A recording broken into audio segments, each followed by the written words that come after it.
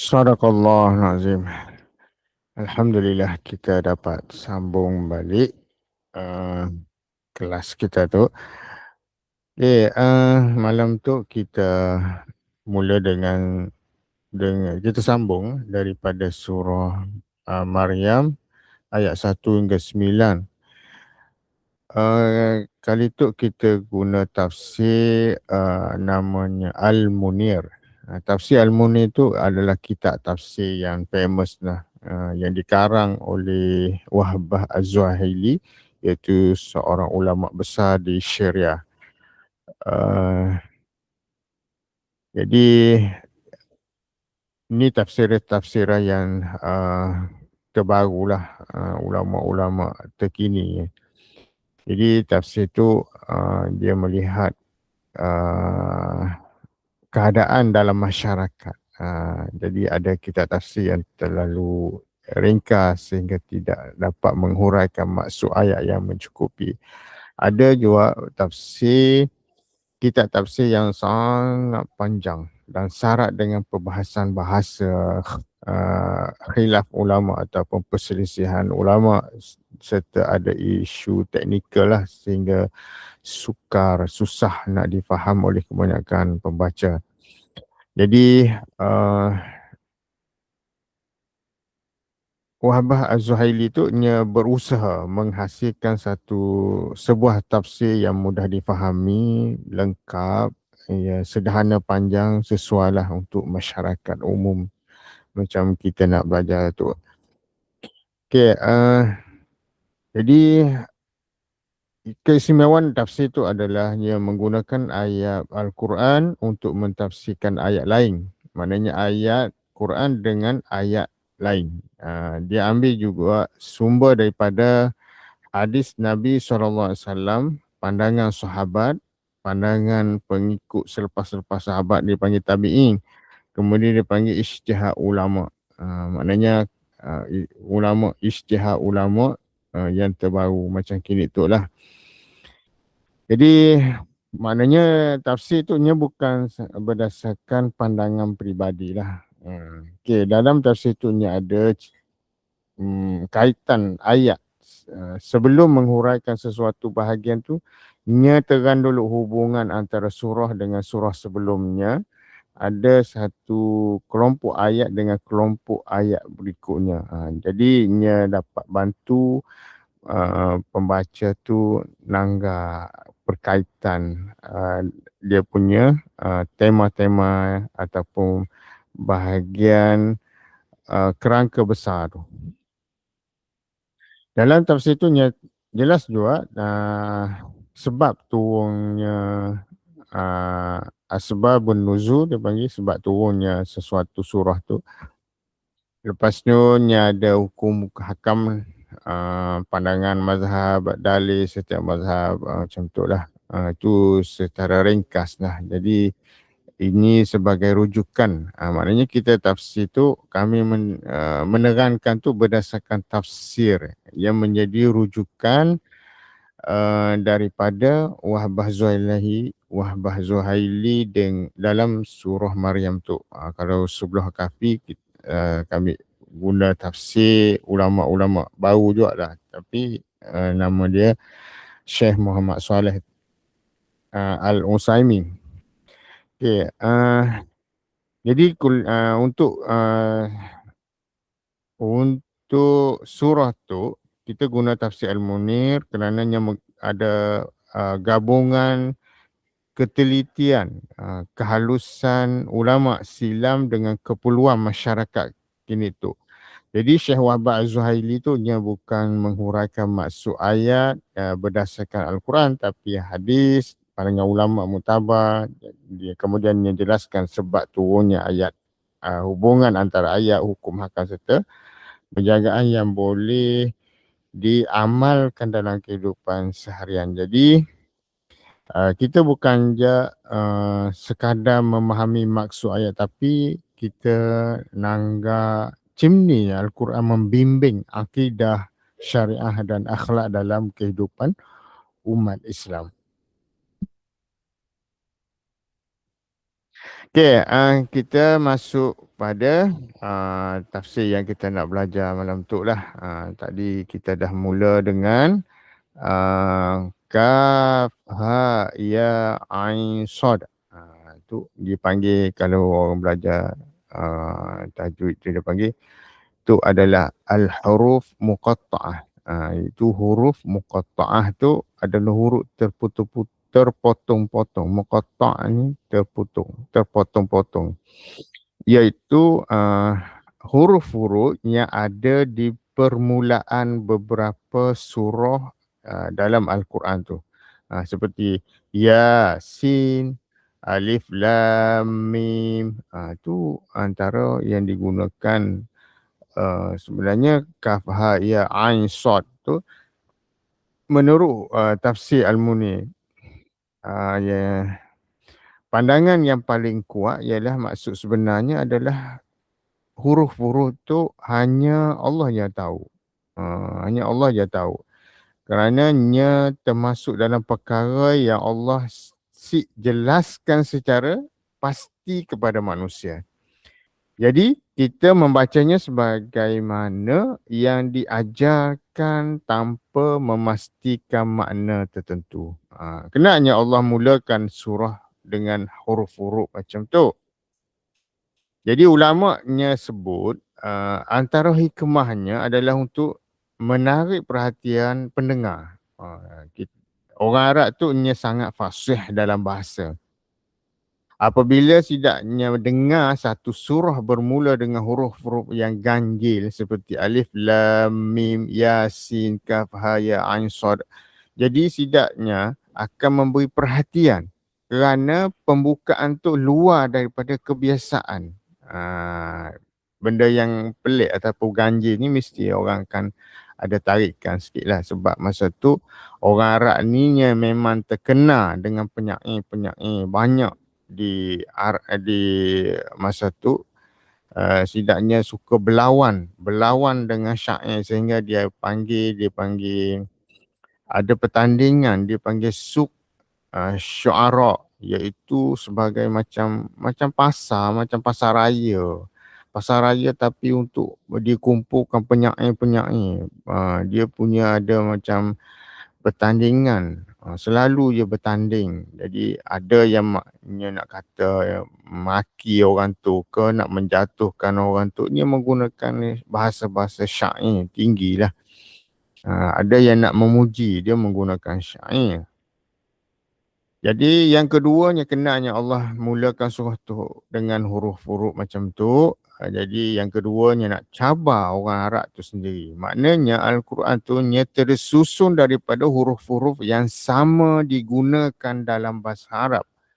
Seolah-olahnya Allah madah Al-Quran tu dibina daripada huruf-huruf yang kita orang kenal. Munnya kita meragui bahawanya datang daripada Allah, cubalah hasilkan satu surah yang setanding dengannya. Sebab itulah Allah dah cabar penyair-penyair yang hebat tu supaya olah satu surah yang setanding dengan Al-Quran. Sampai kini tu memang si dapat. Jadi hurufnya sama tapi manusia si mampu nak menandingi susunan, keindahan dan petunjuk. Itu hebatnya. Maknanya Al-Quran ni ada mukjizat di situ. Yang ketiga, Allah nak tunjuk keagungan Al-Quran tu. Walaupun Al-Quran hanya guna huruf-huruf biasa saja. Tapi apabila disusun oleh Allah, ia menjadi mukjizat yang si mampu ditiru. Si mampu dipolah oleh manusia. Jadi adakah setiap huruf tu ada maksud tertentu? Ada sebahagian ulama terdahulu dia mentafsirkan. Contohnya kaf. Kaf tu dalam bahasa Arab al-kafi, iaitu yang maha mencukupi. Maknanya dia menyandar kepada sifat Allah tu sendiri. Sifat yang maha mencukupi. Kafi. Dalam bahasa Arab panggil kafi ni cukup kan. Lepas tu ha ni al-hadi, yang maha memberi petunjuk. Hadi ni lah asal yang panggil hidayah dalam bahasa kita tu. Kan? Yang ketiga tu ya. Ya disandarkan kepada Al-Hakim ataupun satu nama Allah menurut sebahagian riwayat. Ain Al-Alim, maknanya dia ambil Ain tu huruf Alim, mana short font. Mundur Quran dah guna lama dah short font macam tu. Punya generasi Gen Z lah. Gen Z yang banyak guna short font dalam mesej. Kita kadang-kadang si faham. Nah, yang macam-macam dia tulis short je. Sebab generasi sidaknya mau simple-simple je. Nah, mau kadang pakai tudung pun si perlu lagi kancing-kancing je. Si perlu lagi butang banyak-banyak. Nya suka beli-beli macam ni aja. Okey. Sod as-sadiq ataupun as-samad. Itu menurut beberapa tafsir lah, pandangan sebahagian ulama lah, tapi yang asalnya memang diketahui lah kan. Hanya Allah je yang tahu short tu, tapi yang nak beri keyakinan mungkin kita beriman dengan Al-Quran, jadi kita kena ambil semualah. Tapi dalam tafsir Al-Munir yang jelas bahawa tafsiran seperti itu adalah dalil yang sahih dan muktamad. Jadi kita boleh memastikan bahawa itulah maksud sebenar. Hanya bukan sebenar tapi sebagai panduan je lah. Jadi semua tu ulama tu menyandarkan kepada sifat kemahaan Allah itu sendiri, seperti yang maha mencukupi, maha memberi petunjuk, yang maha bijaksana, yang maha mengetahui, yang maha benar, macam tu lah. Jadi Allah mulakan surah Maryam tu dengan 5 huruf yang kelihatan ringkas. Kaf, ha, ya, ain, sad. Tapi kalau punya ada ustaz-ustaznya guna macam kaf, ha, ya, ain, sad ni dia lebih untuk perubatan lah. Perubatan tu dia macam untuk buat pola pagar lah. Macam untuk nak lindungi daripada, dia jadikan benteng lah, nak lindungi daripada benda-benda yang jahat. Ada juga dia digunakan.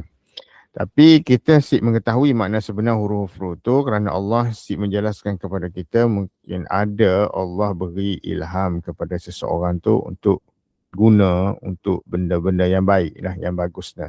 Contohnya seperti tidak olah untuk berubat.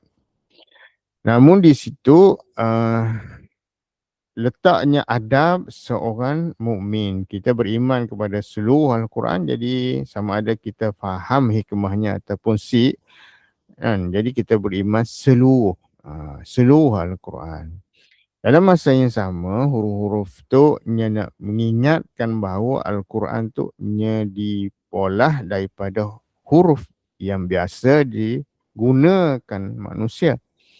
Tapi bila disusun oleh Allah, ia menjadi satu mukjizat yang tiada siapa pun mampu nak tandinginya. Jadi ringkasnya, pendekatan jumhur, majoriti ulama dan yang dipilih oleh tafsir Al-Munir, kaf, ha, ya, ain, sad ialah huruf muqatta'ah yang makna hakikinya hanya diketahui oleh Allah. Hakikatnya Allah yang mengetahui rahsia di sebalik itu.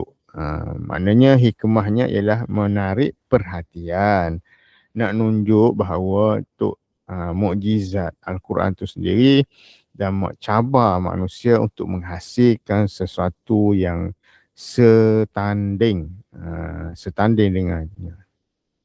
Okey, itu secara ringkas lah kita masuk pada ayat pertama tu, kaf, ha, ya, ain, sad kan. Jadi bila kita baca tadi, kita dah macam kita dah sebut sebahagian nama Nabi kan. Zakaria,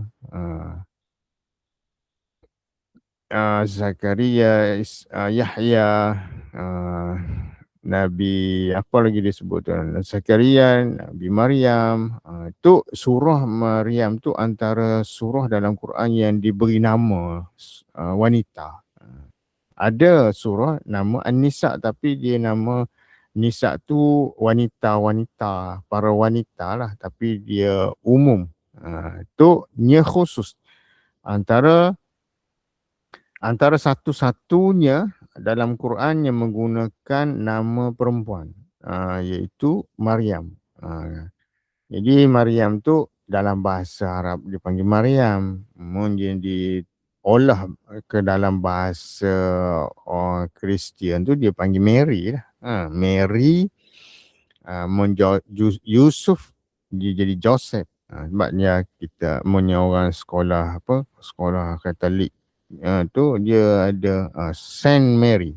Tu maknanya diambil daripada kisah Maryam sebenarnya. Okey, jadi surah tu ada 98 ayat. Dia turun di sini, di Mekah. Bila madah di Mekah kita boleh bayang lah. Boleh bayangkan, ada gambaran lah bila sesuatu surah tu diturun di Mekah ni. Maknanya sebelum hijrah. Kan? Maknanya Islam masih nak berkembang. Maknanya pengorbanan yang besar Nabi berada di Mekah tu. Pengorbanan macam ni, nak tangkis, nak menahan tentangan-tentangan kaum Quraisy. Jadi Allah nak pujuk sebab benda emosi mental ni bukannya benda yang kita nampak kan, tapi kita yang kena rasa. Yang kena rasa ni si tahan kadang-kadang berat. Jadi dia turun di Mekah, maknanya masih lagi permulaan dakwah Nabi. Maknanya ini adalah majoriti ulama yang madah surah tu turun di Mekah lah. Jadi susunan dari segi mushaf tu surah yang ke-19. Maknanya dia turun sebelum hijrah. Jadi kerangka besar dalam surah tu nya nak fokus kepada rahmat Allah kepada Nabi, kekuasaan Allah menghidupkan yang mustahil, peneguhan pegangan tauhid, menolak dakwaan bahawa Allah ada anak, menghiburkan Nabi Muhammad SAW ketika ditentang, ketika ditolak oleh kaum Quraisy. Jadi Allah cuba nak hiburkan, cuba nak nenangkan lah. Istilah menghibur tu dia menenangkan kan? Sebab susah nak hadap benda-benda tu. Bila sesuatu kebenaran, disamping kebenaran tapi orang halang. Jadi kenanya surah Maryam tu diturunkan. Jadi menurut tafsir, suasana ketika surah tu diturunkan ialah ketika Nabi SAW sedang menghadapi tekanan yang cukup hebat. Maknanya cukup berat, cukup kuat daripada kaum Quraisy. Kan? Nabi Muhammad ni daripada kaum Quraisy juga. Dan kaum Quraisy ni kaum majoriti yang ada di Mekah ketika tu. Apa yang tentangan ataupun tekanan yang kuat tu, maknanya baginda diejek, dianggap sebagai pendusta. Kita tu pendusta, kita tu penyair, kita tu ahli sihir, kita orang gila. Itu antara ejekan yang sering dipolah oleh sidaknya lah kepada baginda SAW. Kemudian Allah turunkan surah Maryam untuk tunjuk bahawa semua Nabi terdahulu juga hadap ujian yang sama. Cumanya situasi ataupun dimensi tu lain. Kan? Sifat tu masih sama je. Apa yang Nabi Zakaria dilalui, Nabi Maryam lalu, Nabi Ibrahim lalu, Nabi Musa lalu, Nabi Isa lalu, semua tu ada ujian dah. Jadi Allah nak menenangkan Munnya seteruk-teruk kita kini tu dulu macam ni. Nabi Zakaria diuji dengan usia yang tua, ada anak. Nah, Nabi Maryam, Siti Maryam difitnah oleh masyarakat. Nabi Ibrahim ditentang hebat oleh bapanya sendiri. Nabi Musa ditentang hebat oleh Firaun. Nabi Isa dituduh sebagai anak zina lah, anak Tuhan lah. Semua tidaknya tu tetap bersabar sehingga Allah tolongnya. Jadi, munnya nabi-nabi terdahulu diuji, maka Nabi SAW juga sedang melalui sunnatullah yang sama aja. Cuma untuk kami marah tadi, situasi yang berbeza dengan masyarakatnya lain. Tapi dari segi perangai manusia tu memang sama lah. Yang kita dah bincang banyak dah kan dalam surah Kahfi tu, perangai manusia tu. Jadi, kita nanggap kepada kaitan ataupun dipanggil munasabah ayat, munasabah surah sebelum surah Maryam tu, iaitu surah kita balik sebelah kan, habis surah Kahfi tu surah Maryam ya. Surah Kahfi lah sebelum tu. Ya, maknanya keistimewaan tafsir Al-Muni tu di hujung surah Al-Kahfi Allah sebut, katakanlah aku hanyalah manusia seperti kita. Kemudian surah Maryam dibuka dengan kisah nabi-nabi yang juga manusia pilihan Allah. Jadi kaitannya, munasabah perkaitan atau pertalian daripada surah sebelum tu, Allah nak nunjuk bahawa para nabi semuanya manusia biasa. Nya dimuliakan dengan wahyu. Itu beza dah. Nya bukan anak Tuhannya, bukan jelmaan Tuhannya, hanya hamba Allah. Nya itu adalah menjadi asas kepada penolakan akidah orang Nasrani yang menganggap Nabi Isa itu sebagai anak Tuhan. Okey, sebab turun tu secara keseluruhan surah tu nya ada sebab turun secara khusus bagi seluruh surah Maryam. Tapi ulama menyatakan beberapa ayat ada dia punya ceritanya, jalan ceritanya. Dia pergi kepada ayat tertentu je. Dia nak madah sebab turun secara khusus bagi seluruh surah tu, dia ada. Tapi ada sesetengah ayat je, seperti ayat 64 kan. Dan adalah kami turun melainkan dengan perintah Tuhanmu. Ayat tu turun apabila Nabi SAW menunggu Jibril yang lama. Sehingga kan bagindanya madah kepada Jibril, kena kita lambat datang. Kemudian turunlah ayat tu. Jadi malaikat datang sesuka hatilah. Malaikat datang tu, nya datang hanya apabila ada perintah. Allah memerintah tu barunya datang. Nya turun wahyu. Ayat 88 hingga 95. Jadi ayat tu turun sebagai bantahan kepada kaum ataupun golongan Nasrani. Dan juga sebahagian daripada orang Arab nyamadah Allah ada anak. Allah menyatakan langit hampir pecah, bumi hampir terbelah, gunung hampir runtuh kerana besarnya dosa mengatakan Allah ada anak.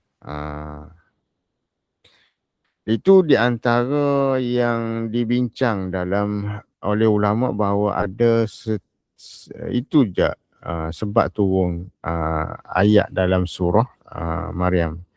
Jadi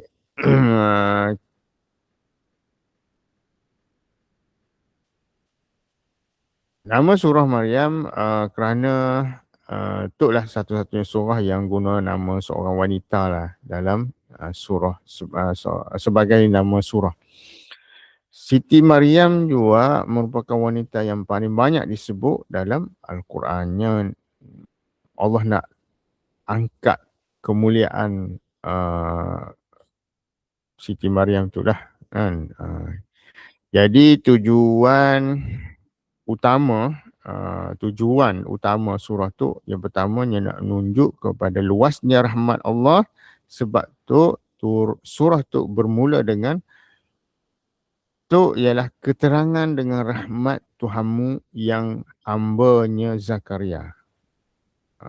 Jadi rahmat sebagai pembukaan surah tu.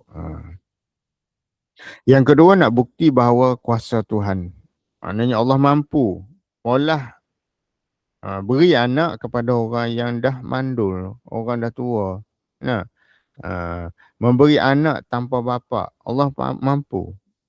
Si mustahil pun. Menghidupkan orang mati, mencipta manusia daripada tiada. Semua tu nak nunjuk kepada kuasa Allah. Dia nak mengukuhkan akidah lah. Kita kini tu, dulu masa Quraisy tu, dia baru permulaan. Dia lebih kepada permulaan dakwah adalah lebih mendakwah kepada untuk nak mengajak manusia tu beriman kepada Allah.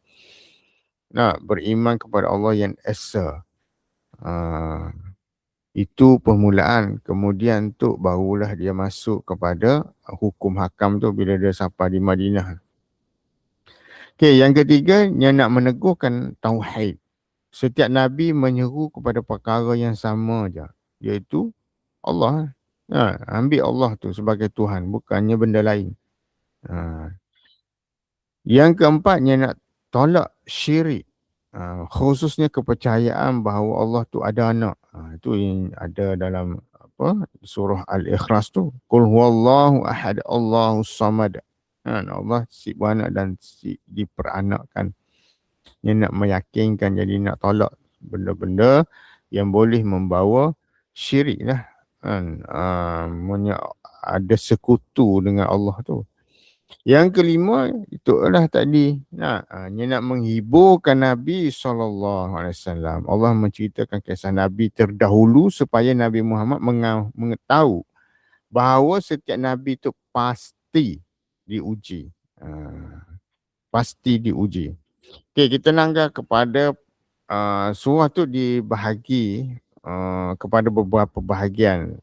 Ayat 1 hingga 5-nya mengisahkan kisah Nabi Zakaria dan Yahya yang kita duk sebut tadi. Ayat 16 hingga 40 kisah Maryam dan kelahiran Nabi Isa. 41 hingga 50 kisah Nabi Ibrahim bersama bapanya. Ayat 51 hingga 57 kisah Nabi Musa, Nabi Harun, Ismail dan Idris. Yang 58 hingga 65 sifat para nabi yang tunduk kepada Allah.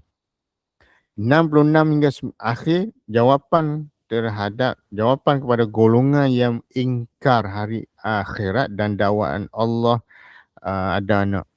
Yang tu yang menjadi hujah, nak menjadi hujah bahawa nak menguatkan bahawa Allah tu si ada anak.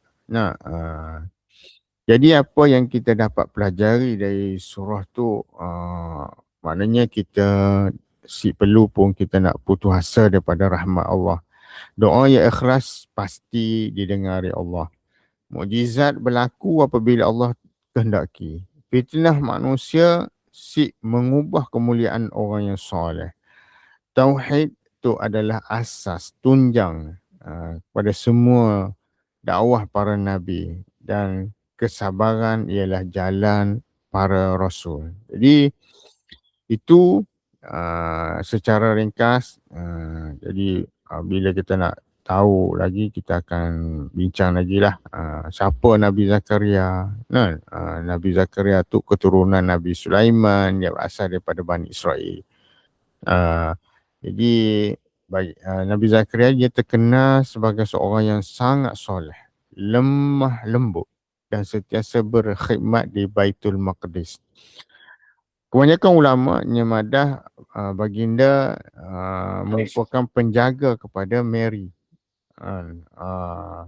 Setiap kali baginda memasuki mihrab, tempat Siti Maryam beribadah, jadi baginda mendapati rezeki yang luar biasa yang dikurniakan Allah kepadanya. Jadi peristiwa tu nak menambahkan keyakinan Nabi Zakaria bahawa Allah Maha berkuasa mengurniakan apa aja kepada sesiapa yang dikehendaki. Walaupun usia bagindanya sangat tua dan isterinya mandul, Nabi Zakaria pernah pun putus asa untuk berdoa. Jadi baginda mohon agar dikurniakan seorang anak yang akan meneruskan dakwah dia dan nak jaga agama Allah selepas kewafatannya. Itu tujuannya mau anak tu. Jadi Allah terima doanya. Nah, kemudiannya mengurniakan seorang anak yang dinamakan Yahya. Nabi Zakaria, maknanya Yahya ni anak pada Nabi Zakaria. Jadi Nabi Yahya tu anak Nabi Zakaria, Allah sendiri memilih Nabi Yahya, iaitu satu nama yang belum pernah diberi kepada sesiapa sebelum tu. Jadi Nabi Yahya tu sejak kecil dia ada ilmu hikmah. Dia hati yang lembut, jiwanya suci, ketakwaan, berbakti pada ibu bapa. Jadi Nabi Yahya ni ia terkenal sebagai seorang Nabi yang zuhud, sederhana dan berani menyampaikan kebenaran walaupun berdepan dengan pemerintah yang zalim. Jadi kemuliaan seseorang tu ia bukan diukur pada umur tapi pada ketakwaan. Dan anak yang soleh ialah anugerah yang terbesar bagi ibu bapa. Dan disebut juga Siti Maryam. Siti Maryam ialah wanita paling mulia dalam Al-Quran dan satu-satunya wanita namanya dijadikan nama surah tu. Jadi Siti Maryam membesar dalam suasananya ibadah di Baitul Maqdis. Di bawah jagaan Nabi Zakaria. Nabi Zakaria inilah penjaga dia. Jadi Allah milih Nabi Maryam tu sebagai wanita yang suci dan mengurniakan kepadanya mukjizat melahirkan Nabi Isa AS tanpa seorang bapa. Sebab tu ni ada ni wanita yang soleh kemudian tiba-tiba melahirkan anak tanpa bapa. Ni yang nak cemninya, apa hikmahnya sebenarnya. Jadi orang akan jadi fitnah benda tu. Walaupun difitnah oleh masyarakat, jadinya tetap sabar kerana yakin kepada janji Allah. Itu maknanya Allah nak cerita di situ ketakwaan tu lebih bernilai daripada kedudukan dunia. Kemudian disebut dalam surah tu Nabi Isa AS. Nabi Isa ni dalam Kristian dia panggil Jesus. Kan? Jesus Nabi yang dilahirkan tanpa bapa sebagai mukjizat daripada Allah. Ketikanya bayi kecil baginda boleh berkelakar untuk mempertahankan kehormatan ibunya. Ucapan pertama Nabi Isa macam tu iaitu dia tegas, sesungguhnya aku adalah hamba Allah.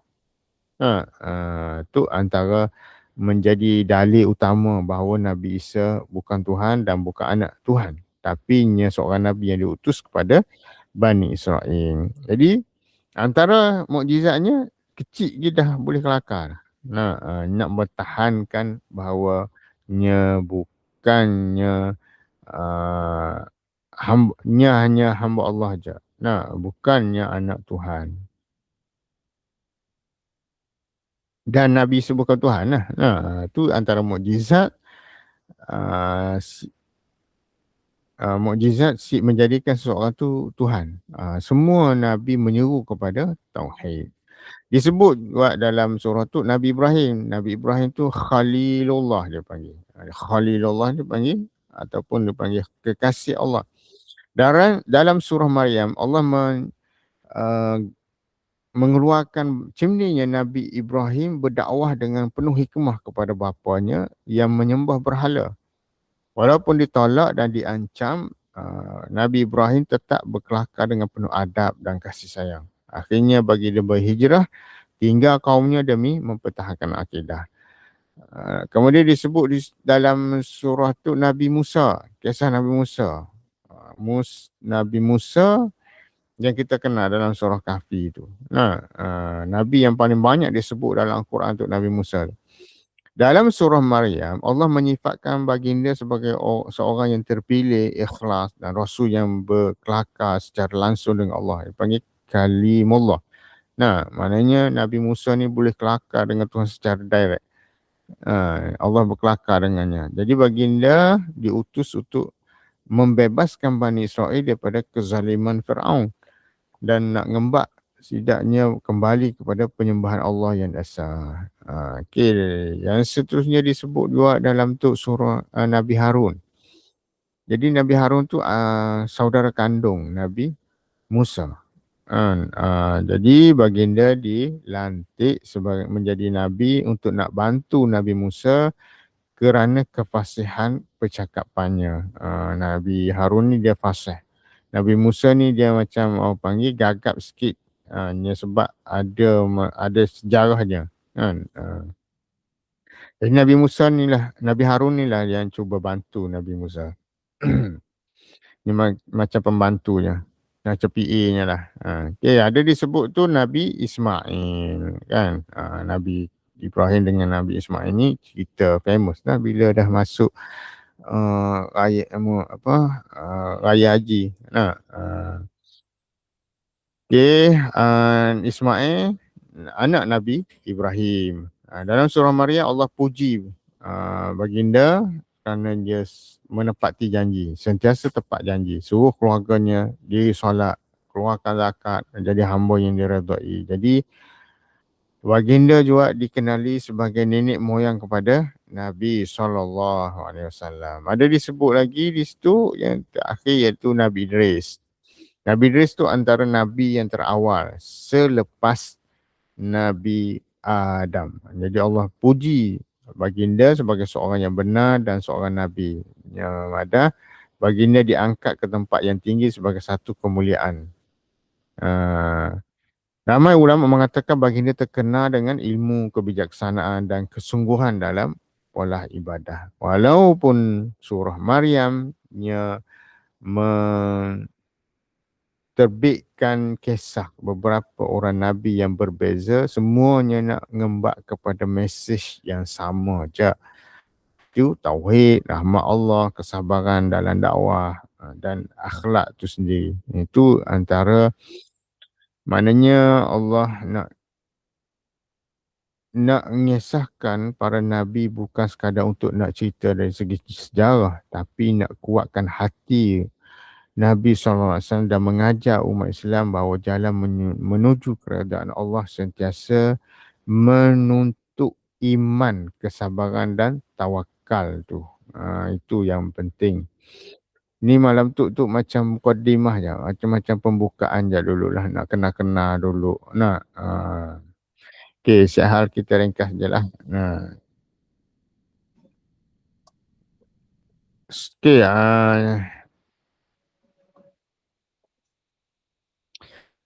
nya ada satu jambatan keajaiban merentasi logik manusia. Logik manusia ni dia lain lah. Surah Kahfi nya manipulasi masa dan asbab. Macam ni 309 tahun. Kisah pemuda Al-Kahfi yang ditidurkan ratusan tahun tanpa ada makan minum. Dia tu nak pecahkan hukum alam manusia.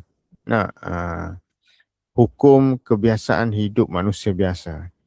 Surah Maryam dia ada satu keajaiban iaitu biologi dan penciptaan. Macam ni kelahiran Yahya daripada bapa yang sangat tua dan ibu mandul, serta kelahiran Nabi Isa daripada seorang dara tanpa campur tangan lelaki.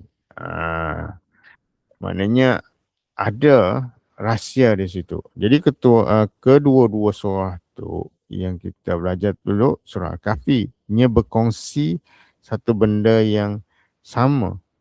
Ia nak runtuhkan kita punya logik akal manusia. Ia nak buktikan bahawa kuasa mutlak yang maha pencipta tu.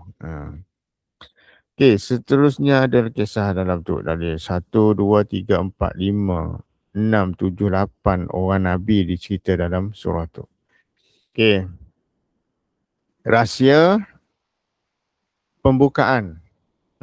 Dia mula kaf ha ya ain sad. Zikru rahmati rabbika 'abdahu Zakaria.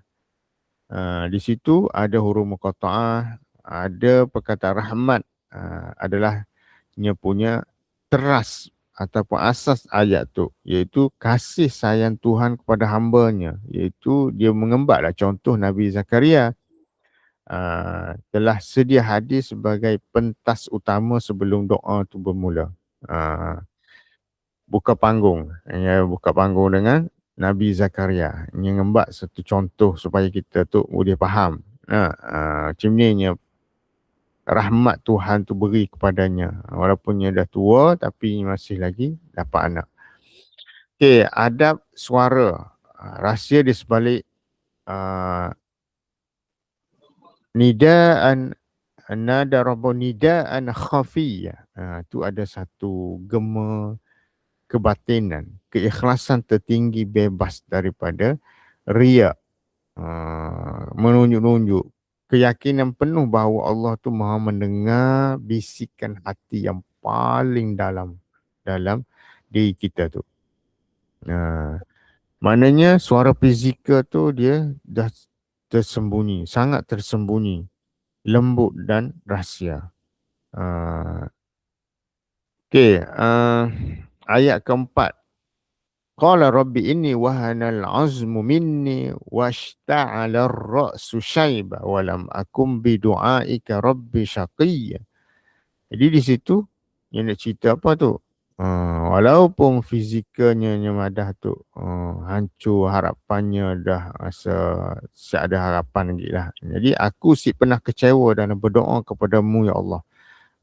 Jadi setelah Allah cerita rahmat, jadi dia ngembaklah cerita Nabi Zakaria tu. Maknanya Nabi Zakaria pernah kecewa dan putus asa untuk berdoa kepadanya. Jadi pengalaman masa lalu bersama Allah, dia membunuh logik keputusan. Jadi ista'ala ra'su syaiba, uban yang menyala. Maknanya satu kiasan yang ada dalam Quran, iaitu usia yang senja yang merebak pantas dan boleh diundur. Itu sebagai tanda. Itu uban tu. Uban tu warna putih kan. Nak menyedarkan kita supaya kita tu lalang alik elak lah. Okey, wahanal azmu, tulangku telah rapuh, kata madahnya. Apabila asas kekuatan fizikal runtuhlah seluruh daya asbab biologi. Bilanya tulang dah rapuhnya madah, jadi itu asas nak menguatkan tubuh kita tu. Dia boleh jadi runtuh. Jadi bila dah runtuh tu, jadi semua daya semua tak ada lah, habis kan. Okey, wa inni khiftul mawaliya min wara'i wa kanat imraati aqir fahab li min ladunka waliya ya Zakaria inna nubasyurka bi ghulam. Itu ada satu dia nak merentasi zaman. Dia bukan sekadar zuriat je. Apa dia punya ke depan tu. Maknanya realiti dan keresahan. Dia resah.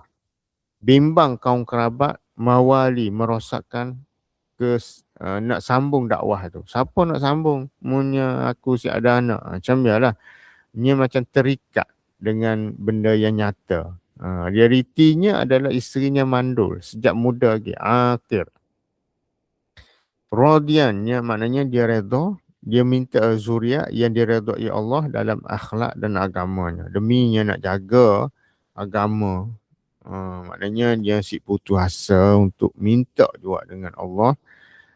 Dia doa. Jadi dia memohon pewaris, bukan nak waris harta, tapi mewarisi keluarga Yaqub yang ada ilmu, yang keturunan Nabi dan kelangsungan agama tu. Itu dia punya visi dia ataupun apa yang gambaran yang akan ke depan, yang gambar yang besarnya tu.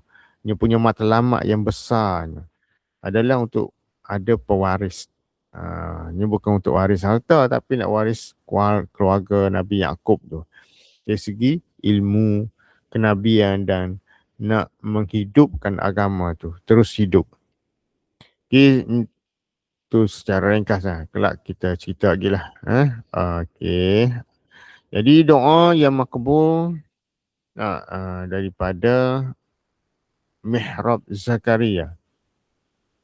Jadi ayat 3, nida'an khafiyah, yang berdoa dengan penuh kelembutan, rahsia dan tanpa ada campur dengan emosi-emosi luar. Yang ayat keempat, wahanal azmu, jujur dengan Tuhan tentang kelemahan diri dan ketiadaan daya upaya fizikal tu secara logiknya. Yang tetap juga minta ikhlas.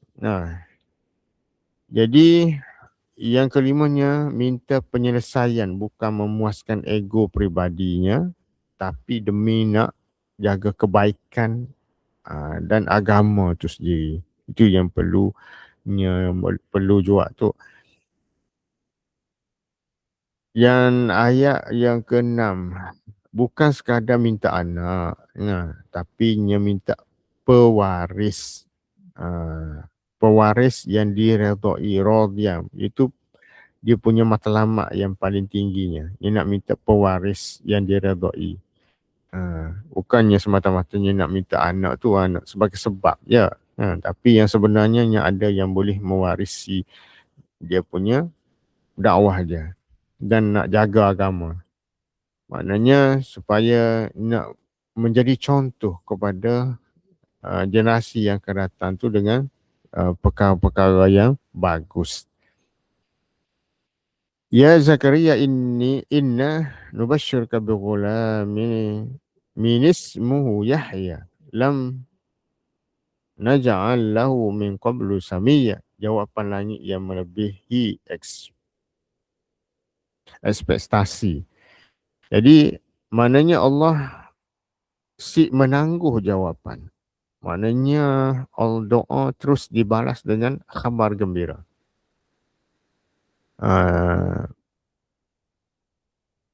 Tuhan sendiri yang menamakan bayi itu Yahya, yang maha hidup.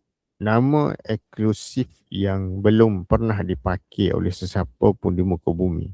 Okay, kelak kita akan dalam lagi lah, menghaluskan lagi lah Nabi Zakaria tu. Nabi Idris, Nabi Zakaria tu ada kisah-kisahnya di sebalik tu. Lepas dia, apabila doa diikat dengan keikhlasan tu, nya bukan sekadar beri apa yang diminta, tapi nya memuliakan dengan nama dari langit. Maknanya itulah dia madah tu. Dengan suara hati yang paling dalam, itu yang boleh sampai kepada ke langit tu. Jadi nak sampai pada dalam, itulah kami madah tu. Cerita sebelum tu yang nafsu tu yang menjadi titik-titik hitam kita tu. Asalnya memang dah cerah dah, ada lampu dah dalam hati tu. Cumanya siapa yang menggelapkan tu? Sampai tak nampak lagi lah. Ibarat cermin. Jadi bila tu terhalang, itulah yang nak berhubung direct tu jadi terhijab dia panggil kan. Ada benteng, dia tak join. Lampu tu dah ada, dia tak dapat join sebab ada halangan. Itulah penyakit hati tu. Benda tu sebab itulah benda tu dia perlu kepada penyucian. Inilah jadi kisah kepada Siti Maryam tu, ada kisah penyucian tu. Okey, kelak kita sambung lagi. Nya menarik juga kisah Siti Maryam ni sebenarnya. Okey, qala rabbi anna yakunu li ghulam. Dah situ ada istighrab dia panggil.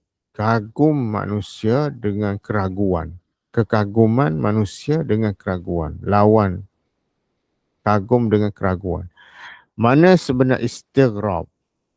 Iaitu persoalan, macam ni aku boleh dapat anak. Ini jadi soalan. Macam ni aku dapat anak. Bukankah keraguan tu terhadap kuasa Allah, tapi dia rasa takjub dan kagum yang melampau terhadap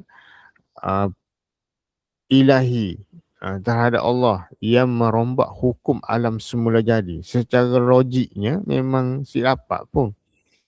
Kan? Secara logiknya madah dah. Bininya mandul. Setiap ada telur lah ibarat dia. Jadi macam ni nak tu. Tiba-tiba dapat. Macam ni aku dapat tu. Walaupun dia ada doa. Jadi ada dua halangan yang berlapis. Satu yang A dipanggil isteri yang akhir, iaitu mandu sejak muda. Bukan sekadar monopos tu. Tapi yang kedua, nya status istiyah. Intiyah statusnya. Intiyah, satu akhir, satu intiyah. Iaitu fasa ketuaan yang paling ekstrim dah melampau dah ketua dan kering kontan di maknanya tulang dah sendi semua dah mengecut. Tu itu halangannya sebenar. Halangan yang kedua tu isterinya dah mandul, dia punya fasa tu menua dah. Dah melampau dah tuanya. Dah kira macam dah si kuat lah, dia dah tak ditulang tu dah rapuh lah. Macam ni dapat anak. Macam lah ceritanya. Huwa alayya hayyin. Hal itu adalah mudah bagiku. Allah jawab balik. Qala kazalika qala rabbuka huwa alayya hayyin. Wa qad khalaqtuka min qablu wa lam taku maknanya ni falsafah dia punya kun fayakun lah. Allah nak jadi. Innama amruhu idza arada syai'an an yaqula lahu kun fayakun. Kalau aku nak kata jadi ya. Tu yang madah. Barang nak, barang jadi. Maknanya orang dah sampai peringkat penyucian di dunia ni. Kadang-kadang dia terfikir, aku rasa nak makan benda tu lah. Yang tiba-tiba ada orang datang, orang ngembak datang. Ni ada macam ada juga. Kadang-kadang ni sebenarnya bukan kebetulan sebenarnya. Tapi ada network dia. Jadi dia menciptakan seorang manusia daripada sel-sel biologi yang rosak, tua dan mandul. Secara logiknya adalah ia jauh lebih mudah berbanding menciptakan manusia pertama dari ketiadaan mutlak. Walam takun syai'a. Jadi bendanya dah ada ni, manusia ni. Sebabnya Tuhan madah nya lebih susah sedikit lah. Nya nak madah susah sedikit mu nak cipta manusia yang pertama tu daripada si ada kepada ada. Contohnya nak cipta Nabi Adam tu. Daripada Adam tu nya si ada asalnya. Tiba nya nak cipta bagi ada. Jadi kelemahan dan kemustahilan tu hanya wujud dalam kamus makhluk je, bukan dalam iradah ataupun kehendak Maha Pencipta. Bagi yang Maha Pencipta, dia senang je, mudah je yang wadah tu. Tu benda tu mudah je urusan tu. Cumanya kita tu fikir tu jadi susah. Sebab kita terikat dengan hukum alam tu. Susah bagi kita dan mustahil bagi kita. Mustahil bagi Allah. Bagi kita mustahil lah tu. Ni dapat anak yang dua tadi. Dua halangan besar tadi. Okey, seterusnya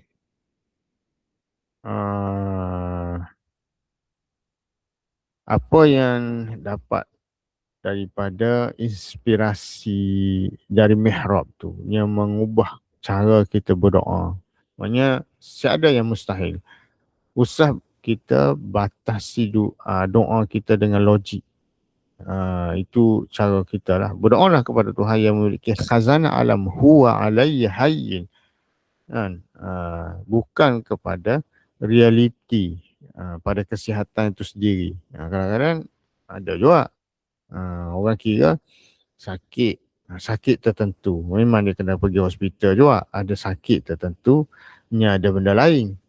Dalaman tu. Jadi yang pentingnya kita kena jaga dua-dua lah. Kesihatan dalam dan luar.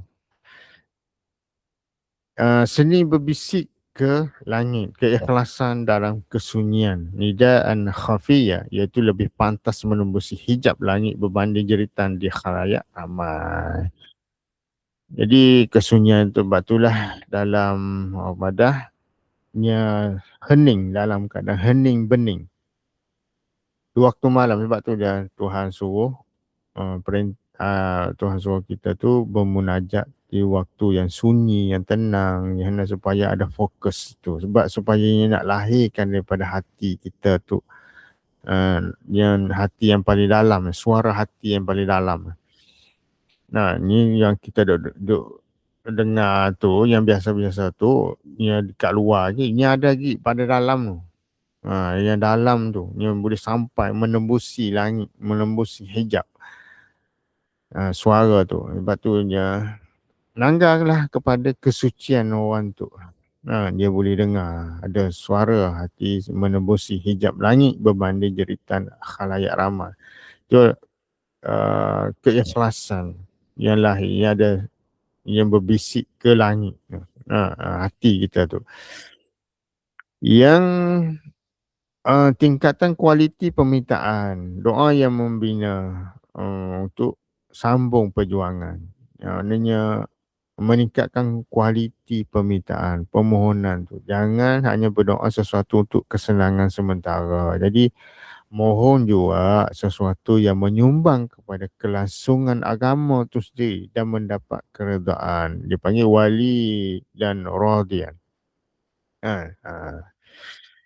Maknanya kita tu kadang-kadang kita hanya fokus benda tu lah. Benda yang nak yang sementara je. Tapi ada yang benda yang kekal.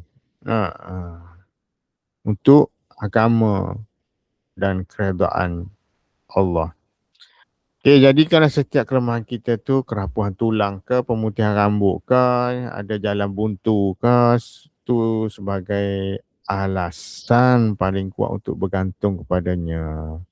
Kerana di titik kelemahan itu terbitlah keajaiban rahmat Tuhan. Maknanya kita kena rasa bahawa kita lemah sebenarnya. Sebenarnya dia nak fokus kat situ. Tuhan nak menjatuhkan ego manusia tu. Jangan duk rasa kuat je. Rasa aku je semua tu. Orang lain sih betul. Aku je semua. Bila kita rasa kuat macam ni kita nak akui bahawa Allah tu maha hebat, Allah tu maha kuat. Kita duk rasa kita hebat juga. Seolah-olah kita dah ambil sifat Tuhan. Padahal kita ni barang yang dicipta. Kena kita nak ambil sifatnya. Kita nak rasa, rasa kita mulia. Bila kita si ada rasa lemah, kita si asalah Tuhan tu maha kuat. Bila kita rasa mulia juga, si asalah Tuhan tu yang maha mulia. Itu. Yang tu berlakunya sujud yang kami duk cerita tu. Bila kita kena rasa benda tu yang menjatuh ego tu. Ego tu antara hijab yang paling tebal tu. Yang kuat. Benteng yang paling kuat. Itu yang menjadi power iblis tu. Ego lah. Itu sebenarnya. Bila kita baca kisah-kisah tu banyak kenaknya orang tu. Si maunya beriman dah. Si mau nak terima. Orang kata hati gelap lah. Bahasa orang dulu bagi gelap hati tu. Dia hati gelap lah. Itu yang biasa kita tunggah. Okay. Jadi kita ringkas je tu. Nanti kelak kita kesambung panjang ni dia punya kupasannya sebenarnya haluskan walaupun 98 ayat je kita baca. Okay, insyaAllah kelak kita sambung lagi lah. Dah lewat dah tu. Okay, kita tutup dulu majlis kita dengan doa. Ya Allah, bismillahirrahmanirrahim. Alhamdulillahirrabbilalamin. Wassalatu wassalamu ala asyrafil anbiya wal mursalin wa ala alihi wa sahbihi ajma'in. Ya Allah, ya badi'us samawati wal ardh. Jadikanlah Al-Quran tu penyejuk hati kami, cahaya dada kami, penghapus kesedihan dan penghilang segala kerisauan kami, ya Allah. Ya Allah, ajarkanlah kepada kami apa yang kami tahu daripadanya. Ingatkanlah kami akan apa yang kami terlupa. Dan Berikanlah kami, kurniakanlah kepada kami rezeki untuk membacanya siang dan malam dengan cara yang Engkau redai. Ya Allah, jadikanlah kami daripada golongan ahli Al-Quran yang merupakan golongan pilihan-Mu, Ya Allah. Ya Allah, kurniakanlah kami hati yang beriman, jiwa yang tenang, amalan yang Engkau terima, sebagaimana Engkau mengurniakan rahmat kepada Nabi Zakaria, menganugerahkan Nabi Yahya kepadanya, memelihara Sitina Maryam dan memuliakannya, serta menolong para nabimu yang soleh, maka alirkanlah limpahan rahmatmu kepada kami juga. Tetapkanlah kami atas agamamu dan jadikanlah kami itu dalam kalangan hamba-hambamu yang soleh dan solehat. Ya Allah, kurniakanlah kepada kami kebaikan dunia dan kebaikan di akhirat, serta peliharakanlah kami itu dari azab neraka. Ya Allah, pemudahkanlah segala urusan kami itu, mana yang sakit, sembuhkanlah dengan rahmat-Mu jua, Ya Allah. Rabbana zalamna anfusana wa illam taghfir lana wa tarhamna lanakunanna minal khasirin. ربنا آتنا في الدنيا حسنة وفي الآخرة حسنة وقنا عذاب النار وصلى الله على سيدنا محمد وعلى آله وصحبه وسلم والحمد لله رب العالمين. تقبل الله منكم. Inna wa minkum taqabbal ya karim. Terima kasih Ustaz. Terima kasih Ustaz. Sama-sama. Alhamdulillah.